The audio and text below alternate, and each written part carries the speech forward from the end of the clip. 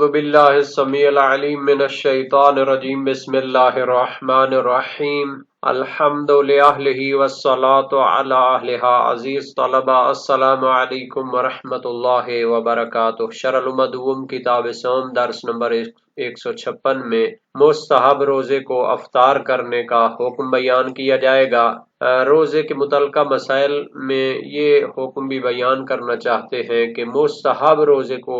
اختیاری حالت میں دن کے وقت افطار کر سکتا ہے یا نہیں کر سکتا۔ تو اختیاری حالت میں مستحب روزے کو افطار کرنے کا جواز بیان ہوگا۔ زوال آفتاب کے بعد مستحب روزے کو افطار کرنے کی کراہت کا ذکر ہوگا۔ مومن کی دعوت پر مستحب روزے کو افطار کرنے کا بھی استحباب بیان ہوگا۔ متعلقہ فروعات اور مسائل بھی ذکر ہوں گے اور شہید ثانی کا نقد و نظر اور عبارت کی تشریح بھی پیش کی جائے گی۔ تو فرماتے ہیں کہ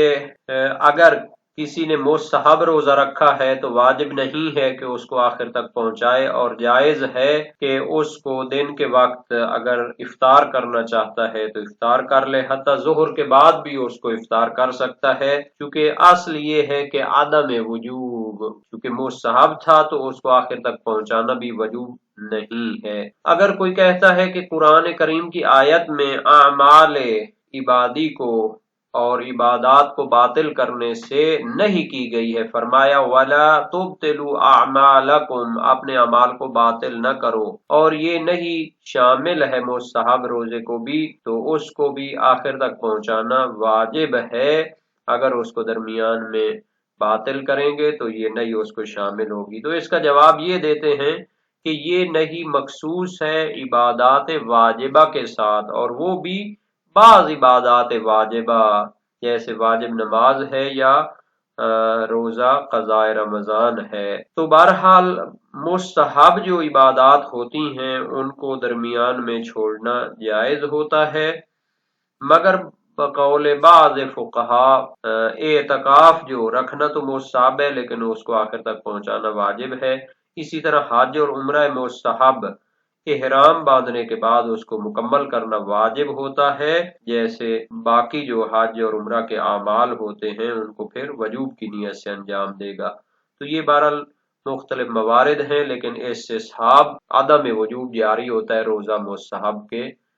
مورد میں۔ ہاں، زوال آفتاب کے بعد اس کو باطل کرنا مکروہ ہوتا ہے، چونکہ روایت موجود ہے تو انشاءاللہ اس کی سند وغیرہ کے حوالے سے بھی تحقیق پیش کی جائے گی۔ عبارت کو دیکھتے ہیں۔ فرمایا وَلَا يَجِبُ صَوْمُ النَّافِلَةِ بِشُرُوعِهِ فِيهِ لِأَصَالَةِ عَدَمِ الْوُجُوبِ وَالنَّهْيُ عَنْ قَطْعِ الْعَمَلِ مَخْصُوصٌ بِبَعْضِ الْوَاجِبِ۔ مستحب روزہ واجب نہیں ہو جاتا بِشُرُوعِهِ فِيهِ، جب اس کو شروع کرتے ہیں مستحب روزہ رکھتے ہیں تو پھر وہ حج یا عمرے کی طرح بعد میں واجب نہیں ہو جاتا، لیکن مستحب روزہ تو مستحب ہی رہتا ہے، اس کو درمیان میں افطار کرنا چاہیں تو کر سکتے ہیں۔ لے اصالت عدم الوجوب، چونکہ اصل استصحاب عدم وجوب جاری ہوتی ہے، چونکہ مستحب روزہ رکھا تو مستحب کی نیت سے تھا، بعد میں شک ہوتا ہے کہ آیا مستحب روزہ شروع کرنے کے بعد واجب ہو جاتا ہے یا نہیں ہو جاتا، جب تک اس کے وجوب کی دلیل نہ ملے اصل استصحاب استحباب کا ہی جاری ہوگا کہ اس کو توڑنا جائز ہے۔ وَالنَّهْيُ عَنْ قَطْعِ الْعَمَلِ مَخْصُوصٌ بِبَعْضِ الْوَاجِبِ، اور عمل عبادی کو قطع کرنے اور ترک کرنے سے جو نہیں آئی ہے وہ مخصوص ہے بعض واجبات کے ساتھ، کہ ان کو شروع کرنے کے بعد توڑنا حرام ہوتا ہے۔ نعم یکرہ نقضہ بعد الزوال للروایت المصرحۃ بوجوبہ حینئذ المحمولۃ علی تأکد الاستحباب لقصورها عن الایجاب سندا وَإِن صَرَّحَتْ بِهِ مَتْنًا۔ ہاں، مکروہ ہے نقضہ یعنی مستحب روزے کو باطل کرنا بعد الزوال زوال آفتاب کے بعد، للروایت المصرحۃ بوجوبہ، چونکہ اس کے بارے میں روایت آئی ہے اور وہ صراحت کرتی ہے اس کے وجوب کی، یعنی جب مستحب روزہ رکھا جاتا ہے اور زوال آفتاب ہو جاتا ہے تو روایت کے مطابق وہ واجب ہو جاتا ہے، اس کو توڑنا ممنوع ہو جاتا ہے، بے وجوب ہی حین اذن یعنی جب زوال ہو جائے، المحمولت علی تعقد الاستحباب، تو روایت میں تو ہے زوال آفتاب کے بعد مستحب روزے کو توڑنا ممنوع ہے اور اس کو پورا کرنا واجب ہے، اس سے مراد لیا جاتا ہے اعلی تعقد الاستحباب کہ اس کو پورا کرنا مستحب موقد ہے، شدید اس کا استحباب ثابت ہوتا ہے۔ تو آپ اس کے ظاہری معنی یعنی وجوب کو کیوں نہیں لیتے؟ لقصورها عن الایجاب سندن، چونکہ وہ روایت قاصر ہے اس کو واجب ثابت کرنے کے لیے، سند کے لحاظ سے اس میں قصور اور کمزوری پائی جاتی ہے، کیونکہ واجب کو ثابت کرنے کے لیے سند کی پختگی شرط ہے، ضعیف روایت کے ذریعے، غیر معتبر روایت کے ذریعے وجوب کو ثابت نہیں کیا جا سکتا۔ تو یہ فرماتے ہیں چونکہ روایت کے راوی علم رجال کی نظر میں ضعیف ہیں اور اس روایت کی حجیت ثابت نہیں ہے، اس وجہ سے اس کے وجوب کو تو مراد نہیں لے سکتے، ہاں اس سے استحباب کا تاکید شدہ ہونا مراد لے سکتے ہیں۔ وَإِنْ صَرَّحَتْ بِهِ مَتْنًا، اگرچہ کہ روایت کے متن میں وجوب کی تصریح پائی جاتی ہے، لیکن چونکہ روایت سے استدلال کرنے میں ضروری ہے کہ اس کی متن کے ساتھ ساتھ اس کی سند کو بھی ثابت کیا جائے۔ اگر کسی روایت سے استدلال کرنا چاہتے ہیں تو 3 مراحل کو طے کرنا پڑتا ہے۔ پہلے اس کا صدور ثابت کرنا پڑتا ہے، صدور یعنی اس کا معصوم علیہ السلام سے ثابت ہونا۔ تو روایت کی سند جب معتبر ہوگی اور تمام راوی ثقات اور قابل اعتماد اور سچے ہوں گے تو جا کر وہ صدور ثابت ہوتا ہے۔ یہ حد صدور بھی ثابت ہونی چاہیے، یعنی کہ مولا کا فرمان وہ حکم کو بیان کرنے کے لیے ہو، بعض اوقات تقیہ یا اضطراری حالات کے تحت جو روایتیں صادر ہوتی ہیں ان سے بھی استدلال نہیں ہوتا۔ اور تیسرا متن بھی صراحت رکھتا ہو۔ اب اس روایت میں صراحت ہے کہ جب مستحب روزہ زوال آفتاب تک پہنچ جائے تو واجب ہو جاتا ہے، تو چونکہ پہلا مرتبہ ہی ثابت نہیں ہے، روایت کی سند ہی معتبر نہیں ہے، تو پھر باقی مراحل کو اس طریقے سے ثابت نہیں کیا جا سکتا۔ تو شہید ثانی فرماتے ہیں اس کی سند جب واجب کو ثابت کرنے کے لیے کافی نہیں ہے تو ہم اس کے متن سے مراد استحباب موقت لے سکتے ہیں۔ الا لمن يدعى الى طعام فلا يكره له قطعه مطلقا بل يكره المضي عليه، وروي انه افضل من الصيام ب70 ضعفا، ولا فرق بين من هيأ له طعاما وغيره، ولا بين من يشق عليه المخالفة وغيره۔ الا لمن يدعى بہتر ہے، يدعى دعویٰ کیا جائے اور یدعا یعنی اسے دعوت دی جائے۔ ایک شخص نے مستحب روزہ رکھا اور اسے کھانے کی دعوت دی جائے تو پھر اس کے لیے روزے کو توڑنا مکروہ بھی نہیں ہے زوال کے بعد بھی، فلا یکرہ لہ قطعہ مطلقا، تو اس کے لیے روزے کو افطار کرنا بطور مطلق مکروہ نہیں ہے، زوال آفتاب سے پہلے بھی مکروہ نہیں ہے اور بعد میں بھی مکروہ نہیں ہے، بل یکرہ المضی علیہ، بلکہ اس پر مکروہ ہے کہ آپ نے مستحب روزے کو جاری رکھے۔ اگر ایک انسان کو ایک مومن دعوت دیتا ہے کھانے کی اور اس نے مستحب روزہ رکھا ہوا ہے تو اس کے لیے حتیٰ زوال آفتاب کے بعد بھی توڑنا مکروہ نہیں ہے، بلکہ اگر وہ نہ توڑے اپنے مستحب روزے کو تو یہ مکروہ ہے۔ وَرُوِيَ أَنَّهُ أَفْضَلُ مِنَ الصِّيَامِ ب70 ضِعْفًا، اور روایت میں منقول ہے کہ مومن کی دعوت پر مستحب روزے کو توڑنا یہ روزے کی نسبت 70 گنا زیادہ ثواب رکھتا ہے اور افضلیت رکھتا ہے۔ وَلَا فَرْقَ بَيْنَ مَنْ هَيَّأَ لَهُ طَعَامًا وَغَيْرُهُ، اور اس میں فرق نہیں ہے کہ اس شخص نے لہو روزہ دار کے لیے خصوصی طور پر دعوت دی ہو اور اس کے لیے غذا اور کھانے کا اہتمام کیا ہو، وغیر ہی پڑے من کے اوپر اس کا عطف ہے، اور فرق نہیں ہے کہ کوئی اور شخص ہو، یعنی خصوصی طور پر اس کے لیے دعوت نہیں کی گئی بلکہ وہ شخص کسی جگہ پہنچتا ہے اور مومن بھائی بیٹھ کر کھانا کھا رہے ہیں اور اسے بھی دعوت دے دیتے ہیں تو بھی اس کے لیے مستحب ہے کہ اپنے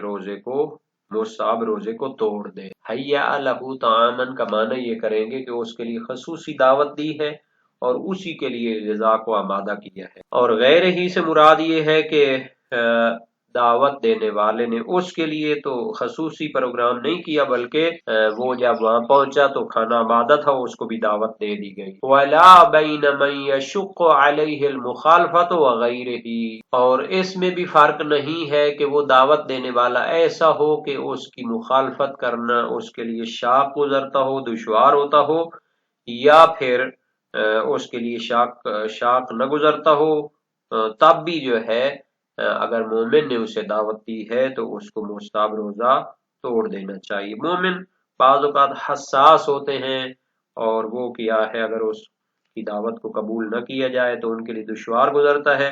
بعض تھوڑے پختہ دل کے ہوتے ہیں کہ وہ کہتے ہیں کہ اگر دعوت قبول کر لی تو بھی بہتر ہے، اگر نہ کی تو بھی کوئی حرج نہیں ہے۔ تو بہرحال انسان کو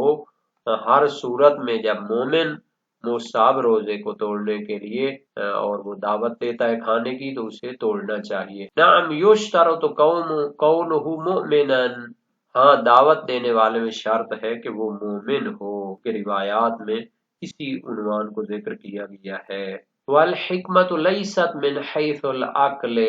اور روزہ توڑنے مستحب روزے کو توڑنے کی حکمت فقط کھانا پینا نہیں ہے کہ ہم کہیں کہ مستحب روزے کو چھوڑ کے وہ کیا ہے کھانے کی وجہ سے اس کو مثلا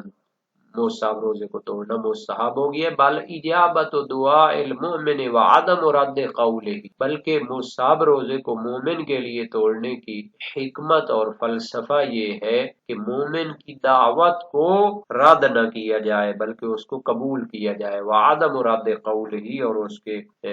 دعوت کو رد نہ کیا جائے، وانما يتحقق الثواب على الافطار مع قصد الطاعت به، اور ثواب تب ملے گا مستحب روزے کو مومن کی دعوت پر توڑنے سے جب وہ افطار کیے جائے قصد قربت کے ساتھ، یعنی اس نیت کے ساتھ اس کو افطار کرے کہ چونکہ مجھے مومن نے دعوت دی ہے میں اس کی دعوت کو قبول کرتے ہوئے قربتاً الی اللہ روزے کو افطار کرتا ہوں، لذالک یعنی اس کی دعوت کی وجہ سے، ونحوہ اور اس کی دعوت کے طرح جو چیزیں ہوتی ہیں جو مستحب عناوین ہیں، مثلا مومن کو خوش کرنا، مومن کے دل کو نہ توڑنا، لا بمجرد ہی، فقط روزے کو توڑنا کافی نہیں ہے، افطار کرنا ثواب کے لیے کافی نہیں ہے، بلکہ اس کے لیے قصد قربت بھی کرنی پڑے گی، لأنہ عبادت یتوقف ثوابها علی النیت، چونکہ مستحب روزے کو مومن کی دعوت پر افطار کرنا یہ ایک عبادت اور مستحب کام ہے، اور اس کا ثواب ملنا موقوف ہے قصد قربت پر، تو اس لیے جب مومن کی دعوت پر اپنے مستحب روزے کو توڑے تو قصد قربت کر کے مومن کی دعوت کو قبول کرتے ہوئے قاصد قربت کے ساتھ اس کو افطار کریں۔ یہ جو نظریہ پیش کیا گیا ہے کہ مستحب روزے کو شروع کرنے سے وہ واجب نہیں ہو جاتا، یہ روایات اہل بیت اور منقول جو احادیث ہیں ان سے لیا گیا ہے۔ صحیح عبداللہ بن سنان جلیل القدر سکہ راوی ہیں، وزیر مشیر تھے اپنے دور میں،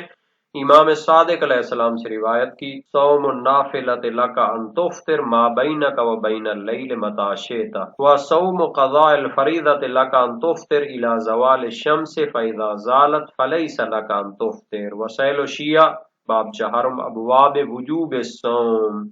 حدیث نمبر 9 ہے۔ مستحب روزے کے لیے آپ کو اختیار ہے کہ رات تک جب بھی آپ چاہیں اس کو افطار کر سکتے ہیں، اور فریضہ کی قضاء کا روزہ اس کے لیے افطار کرنے کا اختیار زوال شمس تک ہے، جب زوال شمس ہو جائے تو پھر اس کو افطار نہیں کر سکتے۔ اور یہ جو نہیں ہے قاطع عمل سے، تو قرآن کریم میں سورہ محمد صلی اللہ علیہ وآلہ وسلم آیت نمبر 33 میں وَلَا تُبْطِلُوا أَعْمَالَكُمْ، اپنے اعمال کو باطل نہ کرو، تو اس کا دافع دخل کرتے ہیں اور اس استدلال کا اور اشکال کا جواب دیتے ہیں۔ یہ بعض واجبات کے ساتھ مخصوص ہے، نوافل اور بعض مستحبات جو دوسرے ہوتے ہیں ان کو بھی کامل کرنا واجب نہیں ہوتا، جیسے ناظر غیر معین کو بھی توڑ سکتے ہیں، اور زوال کے بعد اس کو باطل کرنا مکروہ ہوتا ہے۔ خبر مسعد بن صدقہ ہے امام صادق علیہ السلام سے، اور آپ نے امام باقر علیہ السلام سے روایت کی، امام علی علیہ السلام نے فرمایا الصائم تطوعا بالخيار ما بينه وبين نصف النهار فاذا انتصف النهار فقد وجب الصوم۔ جب مصعب روزہ رکھنے والا نصف نہار زوال آفتاب تک اسے اختیار حاصل ہوتا ہے، لیکن جب نصف نہار ہو جائے تو واجب ہو جاتا ہے روزہ۔ مسائل وشیہ باب چہارم ابواب وجوب الصوم حدیث کی 11۔ تو اس سے کراہت مراد لی جاتی ہے تاکہ دوسری جو معتبر روایات ہیں ان کے ساتھ اس کی جمع کی جائے۔ اور مسعد بن صدقہ جو راوی ہے، اول تو یہ غیر شیعہ ہے جیسا کہ شیخ طوسی نے نقل کیا ہے، یا یہ تبری ہے تے کے ساتھ جیسا کہ کشی نے نقل کیا ہے، اور اس کی وثاقت بھی ثابت نہیں ہے۔ تو جب روایت کے تمام راوی معتبر ثقہ صادق اور امین نہ ہوں ثابت، تو پھر اس سے وجوب تو ثابت نہیں کیا جا سکتا۔ اور اگر مومن کو دعوت دی جائے